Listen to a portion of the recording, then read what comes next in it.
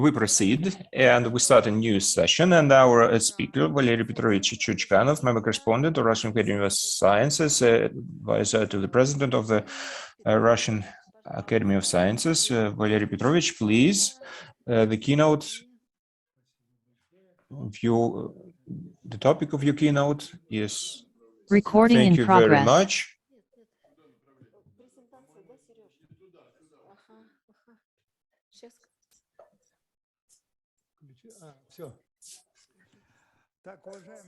Yes, dear colleagues,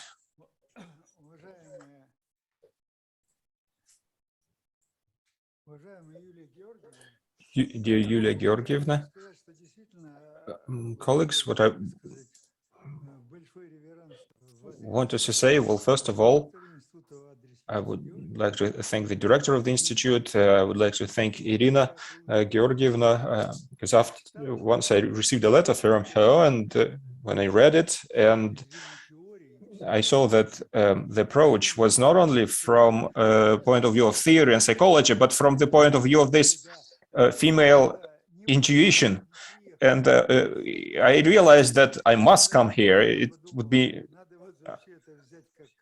a crime not to be here. So I realized that this is really the way when you are inviting somebody to discussion. And absolutely. And back in the 70s, when I started studying Carnegie, and well, I kind of learned a lot of psychological tricks there, but I must say Irina Georgievna did much better than Carnegie when inviting me. And this way, I kind of feel sometimes nostalgic. So I think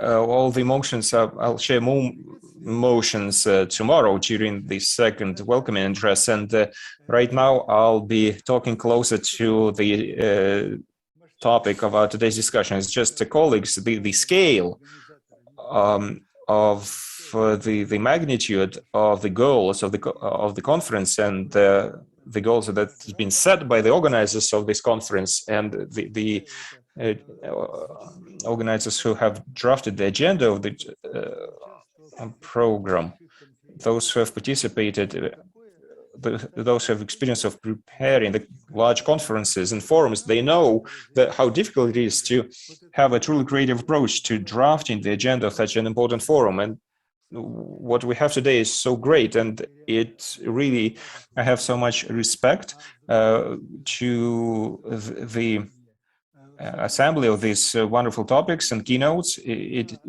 definitely commands respect, and the relevance of the topics discussed, taking into account the current situation in the country, in the world.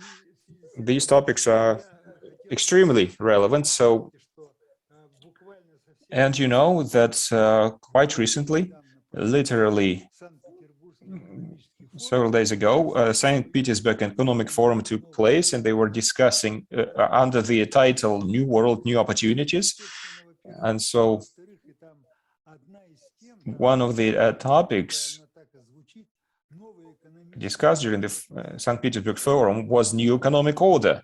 Today we mentioned, or we started talking about chaos, and they talked about new economic order as a response to the challenges of today. And it overlaps with our today's agenda. And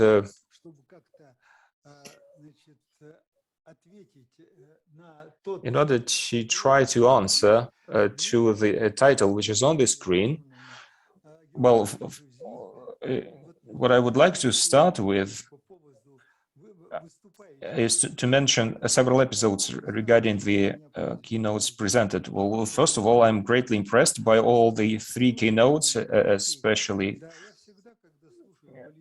And when I listen to experts on political economy, because I consider myself to be a real economy specialist, I have a dual feeling. First of all, I'm always impressed by the gigantic and those fundamental phrases and the research, the depth of theory and knowledge they present.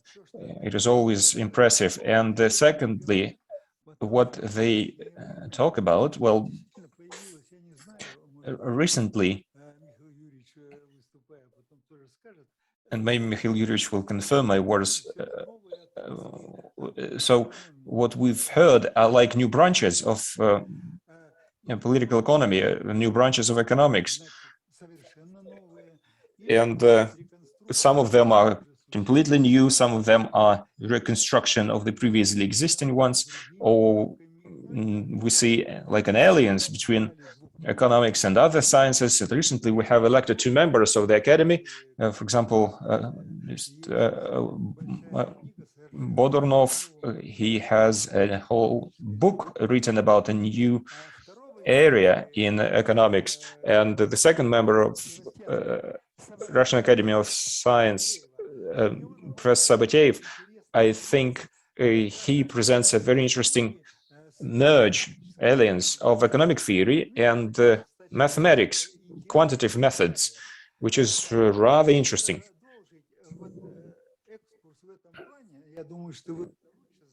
And well, I'm sure you know that better than I do. And what I would like to mention is that when you listen to your keynotes, like presented today, I remember there was this film, and there was this nice phrase in that film, which was at the same time. So when you hear so many theories, so many branches, at the same time, in real life, unfortunately, the situation is totally different, completely different. So I keep thinking, either, well, as they say, it's a two-way street. So either some people move one direction, other move a different direction, or our paths don't cross too often. But nevertheless, this is so. I mean, having listened to today's speakers from the point of view of economic theory, for example, the keynote from Japan, a lot of interesting things I have noted, and I would share our position. Our example from the past, in the 90s, we were entering the market, and I was the person who was directly involved in all those processes. I was working in the government back then. And what we needed back then is a model how to enter the market in the 90s. Well, so what we did, Gaidar was prime minister back then, and he invited 30 consultants from different countries of the world. They came, and those were representatives of different countries.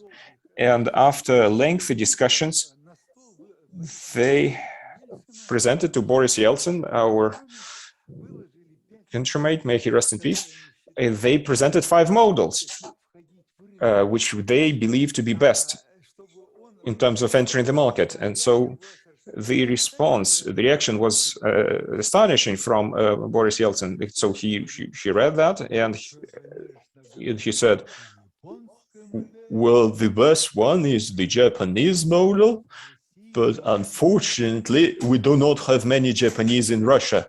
That's what Boris Yeltsin said about that. And then I saw, when Yeltsin was talking about some theories, he mentioned nationality, religion, but mentality, the mindset. This is what we miss quite often in our theories. And Boris Yeltsin was so unique about Russia. So it's hard not to... It's something that I guess must definitely be taken into account, the mentality, the mindset. So that's one thing. On the other thing, there was a question about crisis. And like you mentioned, colleague, you said this phrase. I even made a note that we managed to overcome the crisis successfully, the COVID crisis. And I listened to you and I caught myself thinking, how come? Why do you think we have overcome the crisis successfully? What made you think that? Maybe it was a member of the government who said that. But colleagues, unfortunately, we did much worse than all other then in comparison with other countries, former members of USSR. When we analyzed it from the economic perspective, we realized that quite often we do not look at many aspects of the crisis from the economic perspective thoroughly enough. We're like statisticians, and I'm always amazed by Nabulina, head of central bank, when she every year tells us how much money was sent abroad. She says this year, this much money flowed out of the country, last year that much. And I'm amazed always to hear that. I mean, you're not a specialist on statistics. You're a person who is head of central bank. Just tell us what you did, what you actually did, because we have so many structures and institutions to do something about that, because it's a negative factor for us. And a similar situation, unfortunately, takes place. And well, despite the fact that Mikhail Yuryevich has a lot of respect for Reshetnikov, the Minister of Economy, but sometimes what we hear from the ministers, we just hear numbers, only numbers, without any analysis. And this is what we expect from them, analysis based on fundamental science. So what I want to say is, when there is no thorough analysis of certain events, so what do we use as the best practice and extrapolate it to other fields, and what do we avoid? How do we know how to find answer? And Dmitry Evgenievich has said it quite well about a lot of things, and he quoted Adam Smith, and it is true that that's the founding father of economy, and it is true that Adam Smith said that the growth of economy depends, first of all, on the quality and the state of national institutions. So in other words, it depends on the system of governance. And we don't talk much about that, and we do even less studies here. We know this term, dead field, in science. So that's a transition from fundamental science to real economy. And what's inside, if you remember, well, there are young colleagues here who might not know about that, but we remember it well. There were research institutions, engineering institutions, and that then would proceed into test pilot production, and only then it became mass production in the 90s. Most of that was simply destroyed in Russia. Well, destroyed, not the right phrase, it was closed down. And naturally, we lost real practice, and we lost the connection between real practice and science. It became easier to buy things abroad, especially in the 90s, when, well, there was money in the real sector, and in the beginning of 2000, it was like a money shower because of high oil prices, and they didn't want to wait for the science to produce research results, and it was easier to make a phone call and just make an agreement, and even for a bribe, and just to deliver things here, buy them abroad. And now a lot needs to be done to restore that field, which we call a dead field. So, colleagues, similar dead field exists in the system of governance.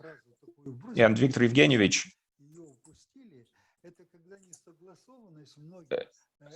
he said, when there is a lack of coordination between different governmental organizations, and when we try to create a model, when we try to generate a theory, when we're preparing a note and sending it up there, and we think now it's going to be fine, no way. Simply because high up there, this dead field also exists. And unfortunately, unless there's change up there, I must say, well, that's a very, very difficult option, a very difficult scenario. And why I'm mentioning that is because the title, is it me? Who switched the slide? Oh, the title of my topic Well, and maybe it's been a very lengthy introduction to my keynote, but I had to respond to the things that's been discussed previously. So what I would like to start my keynote with is to quote these unique words of our outstanding academician Ivan Pavlov, who is a laureate, Nobel Prize laureate, and one of his phrases, what's important for us is to have a clear understanding what we are. Why? That's meaning from the physical perspective and legal perspective. So if we are about to make a journey, or start a journey, or to climb a mountain, or if we are intending a reform, it is natural for us to know what we are, what are our resources, what are our capabilities. Because yes, it's good to dream, as they say, but in order to do, a dream is not enough. One needs much more to accomplish things. So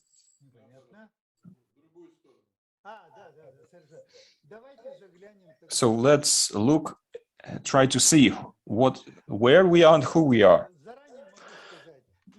Well, from the start, I would like to say several slides that I'm going to show. I will just skip them simply because you all know this information. And this is just there to refresh our memory. And what's shown on the slide is the evidence of the fact that Russia is a really wealthy country. Our assets are enormous. And if we talk about our country in general, they are simply enormous, gigantic. And that's geographical location, territory, natural resources, potable water, nuclear potential, education, culture, etc. And now I'd like to quote this phrase at the same time. So it's like if we imagine a scale, what's on the right part on the scale and what's on the left part of the scale. So there's some indicators.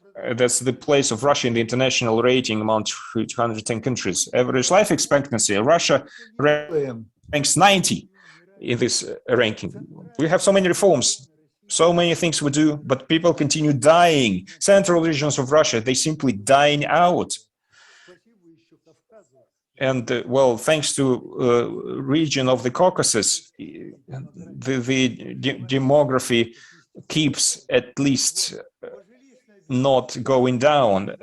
But if we take healthcare, Russia ranks 100th globally. Colleagues, education, well, thank God it's maybe not so bad, but as you know, to quoting Golikova, we have, well, one of the best education systems in the world, which is doubtful.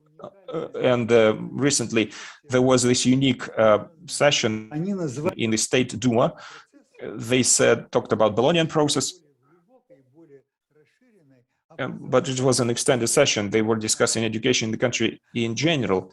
And there was a lot of dispute about what to do, where to go, whether to cancel Bolognian system or not, and whether to return to the Soviet system or not. And then there was one person who said, we can go either way. But if today the teacher is not respected, if teachers today continue receiving the same salaries they receive today, they get today, especially in the regions, there's nothing to talk about. Well, I've lived quite long already, and back in the days when I was head of the Department of Economy in the Economic University, we just have a very nice life. I mean, professors, assistant professors, they got good salaries, they live nice life, and it is beyond comparison with the situation today. So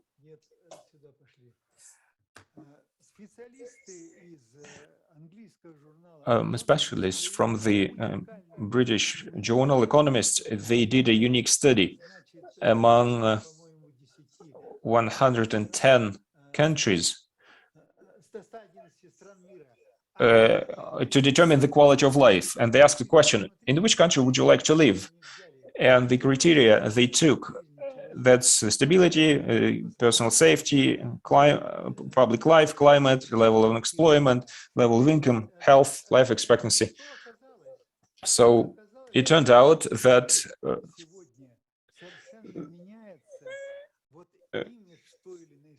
the image of countries change in people's perception.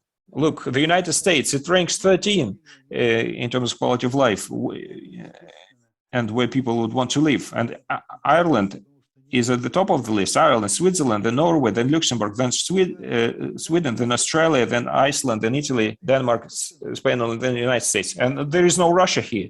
So just being proud because we have vast territories and a lot of resources, that's not enough because we're falling behind in many other important positions because the needs of people who live in the country, they are of a slightly different nature.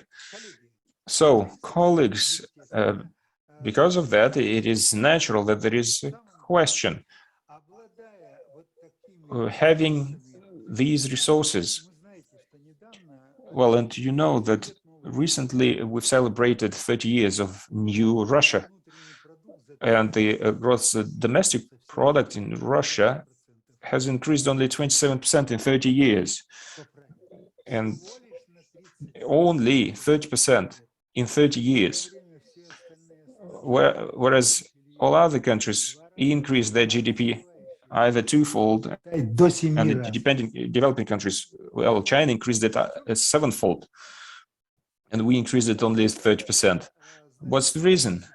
And well, in this situation, I will not be looking for reasons, or I'll just read a quote from Vladimir Putin. He said, one of the main reasons of such level of life is a low level of administration efficiency. That's the key reason, the lack of efficiency in administration.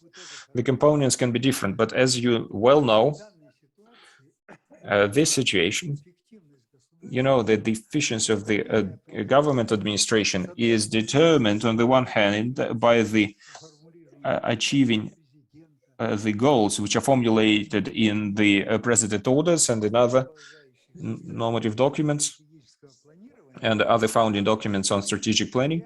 And on the other hand, they are determined by the real life of the population and their social and economic status. That's it. Two things.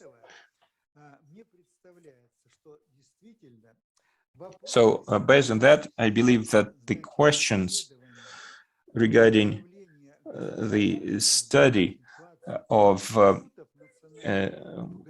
governance or studying the national institutions within the state, that's highly relevant. As you know, the state is not a public administration institute, but it is the mechanism to govern the affairs, and it depends on those who create this mechanism and who start it. And I would like to say several words about those who determine how this process works. So what we talk about here, as you know, well, you know this classic phrase by Stalin, who said that professionals are the key. And if we create the analysis, then there is the potential of professionals, whether there is enough resource of professionals for the government, administration, then, well, there are a lot of questions that needs answers today. And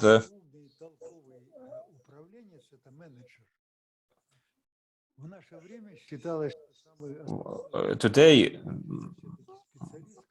manager is considered to be the best administrator. Back in our days, we believe the best administrator would be a specialist, a professional who went through the certain stages of his professional life, and then he or she becomes a manager of a team. Well, no doubt there are kind of exceptions. There are talents who can be a talented manager from the start, and I always recall this example when the Minister of Armed Forces, the armed forces had a furniture expert as the commander of armed forces. Well, you remember that situation, but it worked because he surrounded himself with specialists. But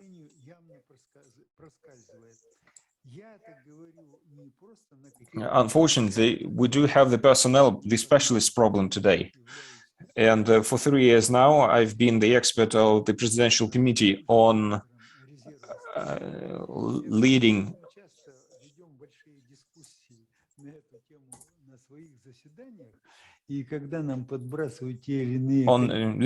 human resources, and when we are presented with a certain candidates for a particular position and we say, well, they're not appropriate, we reject that candidate, but then it gets appointed anyway. She is appointed anyway. So it turns out that other factors are more important than our professional opinion. So what's the problem? The problem, and I'm sure you know, there are a lot of talented people in Russia. And more so, I believe that Russia should be like the brain center of the world. But if we look at it from the logic of those who quite often say that we don't have anyone left,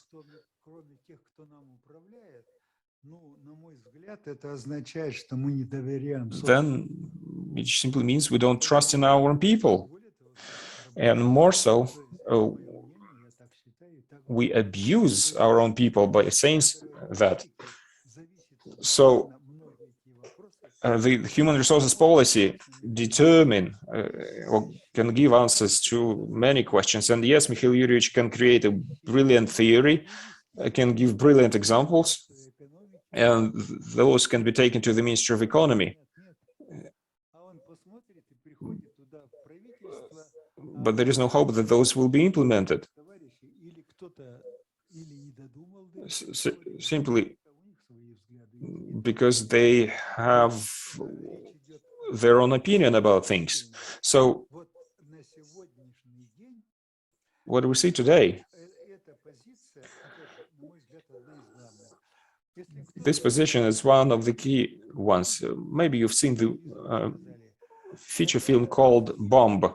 It was recently shown on TV. That's a film about creation of nuclear atomic bomb in the Soviet Union in 1949. And I think there was like a classic version of aliens, of government and science, when implementing one of the largest projects in human history. You remember from science, it was Kurchatov. Yes, from science, it was Kurchatov, and from power, from government, it was Beria. And that was a tremendous project because it was accomplished within a very short time frame. And so what is the idea we suggest? We have 13 national projects today, and none of them, and all the projects, they are headed by government officials, but there are no scientists, not as consultants, not as advisors. Valery Petrovich, yes, you have 2 minutes left. Oh my God, I've just started. Yeah, old school. No, it's fine. I can wrap up in 2 minutes. So what I mean here, and let me just switch on the slide. So, colleagues, what I want to say, well, okay, what to do? Well, Mikhail Yuryevich will be talking about that. It's not my part. Yeah, that's an interesting dialogue. So, colleagues, you can read it here. This is just great. You don't need any bombs. You just need this to drive any country to ruins. What I wanted to show, right? Walk together. Unless government, education, business walk along together, nothing's going to change. Everything about competition. This is here to say that we need to work and work hard. And final, once we implement all that, everything's going to be like that, fine. Otherwise, we won't get anywhere. Thank you.